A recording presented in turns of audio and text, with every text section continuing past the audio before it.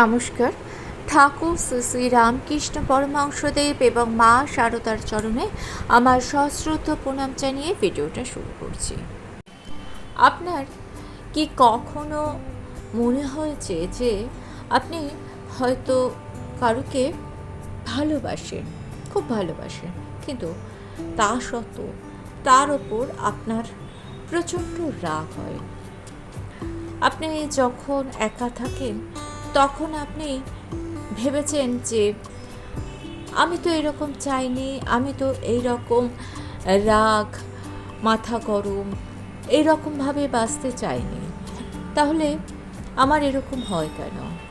রাত্রিবেলা শুয়ে শুয়ে আপনার হয়তো মনে হয় যে না, এটা ঠিক হচ্ছে না, আমাকে চেঞ্জ করতে হবে, আমাকে রাগকে কন্ট্রোল করতে হবে, আমি কোনো কথাই এবার থেকে বলবো না।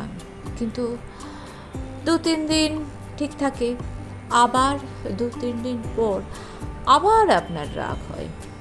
আসলে আপনি মানুষ হিসাবে কিন্তু খুব ভালো। অনেক খারাপ মানুষ আছেন, অনেক খারাপ মনের মানুষ আছেন, কিন্তু আপনার মনটা খুব ভালো। তা সত্ত্বেও আপনি নিজেকে চেঞ্জ করতে পারছেন না। ওই যে মাঝে মাঝে আপনি রেগে যান, আর রেগে গেলে আপনি নিজের ওপর কন্ট্রোল করতে পারেন না। কিভাবে এই অবস্থার পরিবর্তন ঘটাবেন? কিভাবে আপনার নিজের রাগকে কন্ট্রোল করবেন? কিভাবে নিজের অধিকার বোধ, হিংসা এগুলোকে কন্ট্রোল করবেন? সেটা নিয়েই আজকের ভিডিও। আশা করছি আজকের ভিডিও থেকে আপনি আপনার মনের প্রশ্নের সমস্ত উত্তর পেয়ে যাবেন। আসলে এই যে সমস্যা, এটা একটা কমন সমস্যা। এটা আমাদের নিজের সঙ্গে, নিজের মনের সঙ্গে একটা যুদ্ধ। এই যুদ্ধ শান্ত হয়ে যাবে, কারণ এই ভিডিও শেষে ঠাকুরের বলে দেওয়া এমন একটা উপায়ের কথা বলবো, যে উপায়টাকে আপনি যদি অবলম্বন করে এগিয়ে চলেন তাহলে আপনার মন ধীরে ধীরে শান্ত হবেই। তাহলে চলুন ভিডিওটা শুরু করি। প্রথমেই জেনে নিতে হবে যে কেন রাগ হয়, কেন হিংসা হয়। আসলে আপনার যে রাগ হয়, কিংবা আপনার যে কারোর প্রতি হিংসা হয়, কিংবা আপনার মনে যে অধিকার বোধ আছে, সেই অধিকার বোধে আঘাত লাগলে আপনার মনে যে প্রচণ্ড রাগ হয়, তার মানে কিন্তু এই নয় যে আপনি খারাপ মানুষ। এগুলো মানুষের মনের স্বাভাবিক প্রবৃত্তি। ভগবদ গীতায় শ্রীকৃষ্ণ অর্জুনকে বলেছিলেন, কামনা থেকে আসক্তি জন্মায়, আর আসক্তি থেকে ক্রোধ জন্মায়। এটার সহজ ব্যাখ্যা হচ্ছে, যেখানে আসক্তি আছে সেখানে অধিকার বোধ আছে, আর অধিকার বোধ থেকে হারানোর ভয় জন্মায়। আর যেখানে ভয় থাকে সেখান থেকে হিংসা জন্মায়। এটা একটা খুব স্বাভাবিক বিষয়। যেমন ধরুন, আপনি হয়তো কোনো মানুষকে খুব ভালোবাসেন, আর এই ভালোবাসেন বলে আপনার মনে তার প্রতি একটা অধিকার বোধ জন্মায়। আর এই অধিকার বোধ কিন্তু ভুল কিছু নয়, কারণ এটা ভালোবাসার একটা স্বাভাবিক লক্ষণ। যেখানে অধিকার বোধ আছে সেখানে হারানোর ভয়ও থাকে, আর এই হারানোর ভয় থেকেই শুরু হয় হিংসা। আমাদের মনে হয় যে অন্য কেউ এসে বুঝি সেই মানুষটাকে আমাদের থেকে দূরে নিয়ে চলে যাবে। এই রকমভাবেই মনের মধ্যে জন্মায় হিংসা, রাগ, অভিমান। ঠাকুর শ্রী শ্রী রামকৃষ্ণ পরমহংসদেব খুব সুন্দরভাবে এবং সহজভাবে বলেছিলেন, ঠাকুর বলেছিলেন, কামিনী কাঞ্চনের প্রতি আসক্তি মানুষের সমস্ত সমস্যার মূল। এখানে কামিনী কাঞ্চন বলতে যে শুধুমাত্র অর্থ বা নারী, এ কথা কিন্তু বোঝানো হয়নি। যে কোনো জিনিসের প্রতি অধিক আসক্তি, সেটা কারুর প্রতি ভালোবাসা হতে পারে, মান সম্মান, প্রতিপত্তি, এগুলোও হতে পারে। যখন আমরা কোনো কিছুকে খুব শক্ত করে ধরে রাখতে চাই, তখন আপনা আপনি মনের মধ্যে একটা ভয় তৈরি হয়, আর সেই ভয় থেকেই আসে অধিকার বোধ, আর অধিকার বোধ থেকেই আসে হিংসা। আপনি রেগে যাচ্ছেন, আপনার মধ্যে অধিকার বোধ আছে, আপনি কারোকে হিংসা করছেন, এর মানে যে আপনি খুব খারাপ তা কিন্তু নয়। আসলে মন যেখানে বেশি জড়িয়ে যায় সেখান থেকেই আসে কষ্ট। এখানে একটা স্বাভাবিক প্রশ্ন আসে, যদি হিংসা, রাগ এগুলো মানুষের স্বাভাবিক প্রবৃত্তি হয়, তাহলে আমরা কি সারা জীবন এর মধ্যে বদ্ধ হয়ে থাকবো? এর থেকে কখনোই বেরোতে পারবো না। না, এর থেকে বেরোনোর উপায় আছে, আর সেই উপায়ের রাস্তা শ্রী মা সারদা দেবী এমনভাবে বলেছেন, এমন একটা সহজ পদ্ধতি বলেছেন যেটা শুনলে কিন্তু আপনি অবাক হয়ে যাবেন।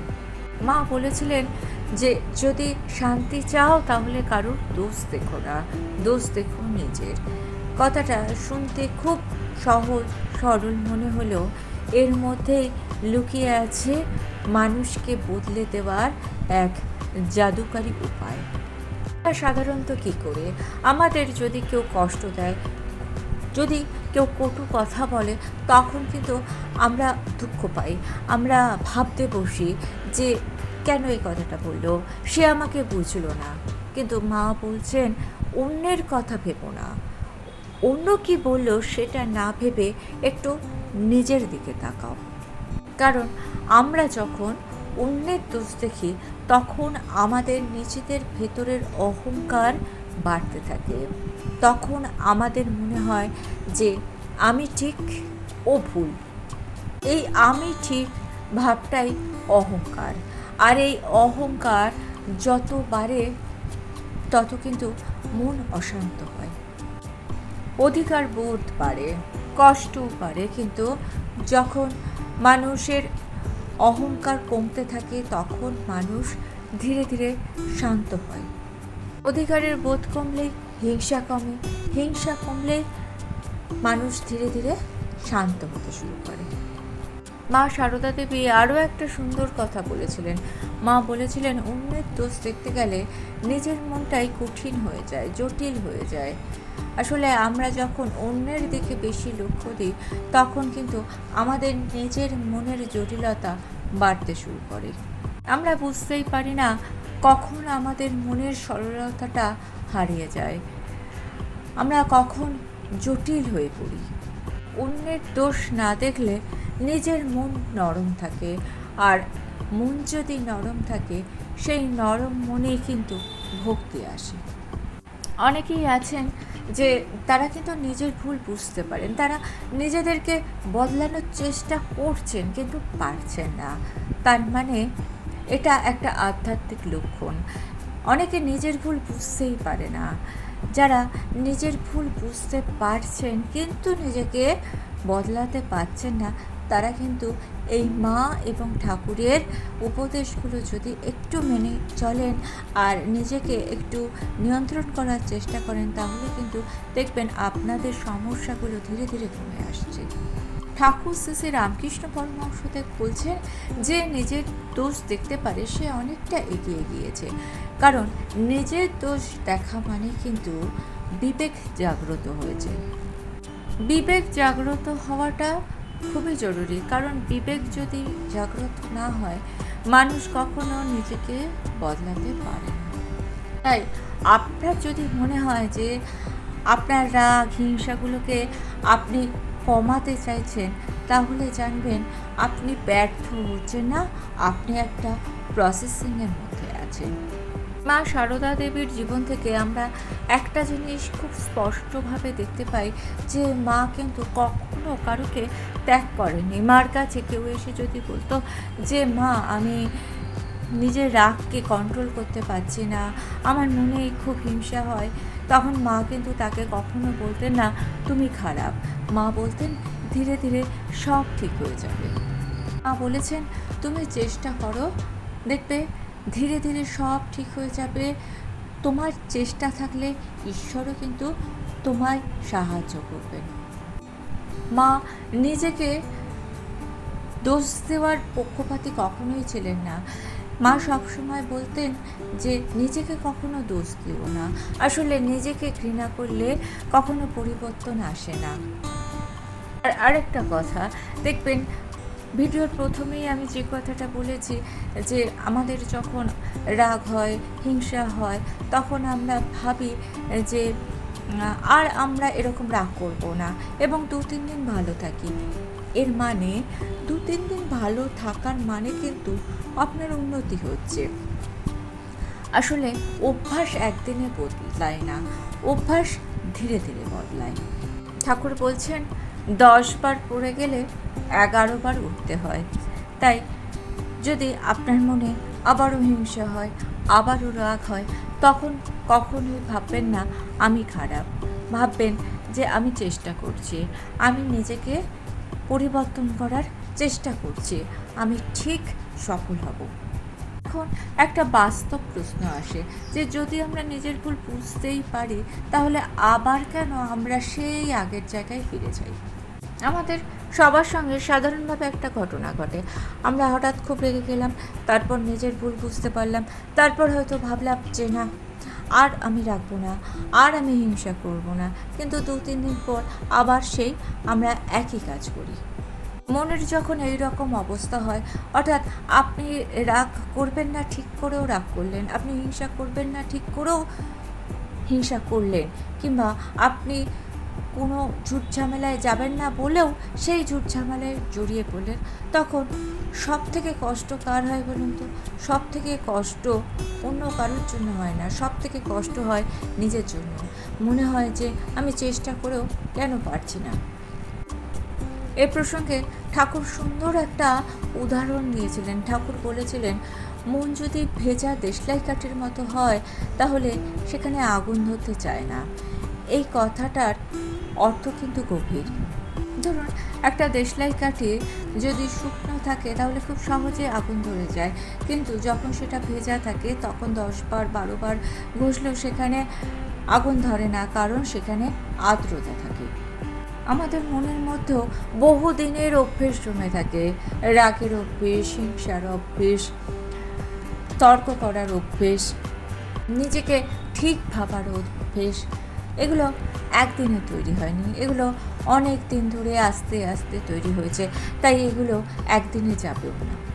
মন তো একটা মেশিন নয়, মন হচ্ছে একটা জীবন্ত জিনিস। তাই আজকে যখন আপনি ভাবছেন যে আর আমি আমার মনকে এত রাগ হতে দেব না, এত কষ্ট পেতে দেব না, তারপরেও মন আবার সেই একই কাজ করছে। মনকে সময় দিতে হবে, সময় খুব গুরুত্বপূর্ণ। গীতাতেও শ্রীকৃষ্ণদেব অর্জুনকে একই কথা বলেছিলেন। শ্রীকৃষ্ণ বলেছিলেন মনকে নিয়ন্ত্রণ করা খুব কঠিন, অভ্যাস এবং বৈরাগ্যের দ্বারাই মনকে নিয়ন্ত্রণ করা সম্ভব। অর্থাৎ একদিন জপ করলে হবে না, একদিন মনকে নিয়ন্ত্রণ করলে হবে না, এটাকে ধীরে ধীরে অভ্যাসে পরিণত করতে হবে। একটা বাচ্চা যখন হাঁটা শেখে তখন কি সে একদিনে পারে? সে চেষ্টা করে, পড়ে যায়, আবার পারে। কেউ তো তাকে বলে না যে তুমি পারছো না, তুমি ছেড়ে দাও। সবাই বলে তুমি পারবে, তুমি ধীরে ধীরে চেষ্টা করো। ঠিক একইভাবে আপনি যদি মাঝে মাঝে হেরে যান, তাহলে কখনোই ভাববেন না আপনি ব্যর্থ, মনে করবেন আপনি একটা প্র্যাকটিসের মধ্যে আছেন। সেখানে কোনো দিন ভালো ফল হবে, কোনো দিন খারাপ ফল হবে। আর আরেকটা সত্যি কথা হচ্ছে, পুরানো অভ্যেস একদিনে দুর্বল হয় না, ধীরে ধীরে তাকে দুর্বল করতে হয়। ঠাকুর বলছেন মন বারে বারে পালাবে, এটাই মনের অভ্যাস, কিন্তু আপনাকে সেই মনকে আবার ফিরিয়ে নিয়ে আসতে হবে নিজের জায়গায়, আপনার নিজের সিদ্ধান্তের জায়গায়। আর এই অভ্যাসটাকে বাস্তবে পরিণত করার জন্য ঠাকুর 3টি অভ্যাসের কথা বলেছিলেন। প্রথম হচ্ছে নাম জপ। নাম জপ করলে মন শান্ত হয়। ঠাকুর বলেছেন নাম ও নামই একই, অর্থাৎ ভগবানের নাম জপ করলে ভগবান আপনার ভেতর অধিষ্ঠান করবে। ভগবানের নাম করলে মন ধীরে ধীরে শান্ত হয়ে যাবে। মন কখনো ফাঁকা থাকে না। আপনি যদি ভালো চিন্তা করেন, আপনার মনের মধ্যে ভালো চিন্তাই বাস করবে। তাই ঈশ্বরের নামে যদি আপনার মন ভরে যায় তাহলে সেখানে রাগের জন্য, হিংসার জন্য, অধিকার বোধের জন্য আর জায়গা থাকবে না। আপনার মনে যখন কোনো অশান্তি আসবে, আপনি ধীরে ধীরে মনে মনে ঈশ্বরের নাম নেন, দেখবেন আস্তে আস্তে এটাই আপনার অভ্যাসে পরিণত হয়ে যাবে। আর আপনি কখন আপনার রাগ, হিংসা, আপনার অধিকার বোধগুলো ত্যাগ করে ফেলেছেন তখন আপনি নিজেই জানতে পারবেন না। মনকে অন্যদিকে ফেরান। ঠাকুর বলেছেন যে মনকে সঠিক পথে চালনা করতে হয়। আপনার মনে যখন কারোর সম্বন্ধে খুব রাগ হবে কিংবা হিংসা হবে, তখন আপনি সেই বিষয়টা থেকে বেরিয়ে গিয়ে অন্য বিষয় নিয়ে ভাবুন। আপনি একটু গান শুনুন কিংবা যেটা আপনার করতে ভালো লাগে সেটা করুন। সেই বিষয়ের মধ্যে মনকে আটকে রাখবেন না।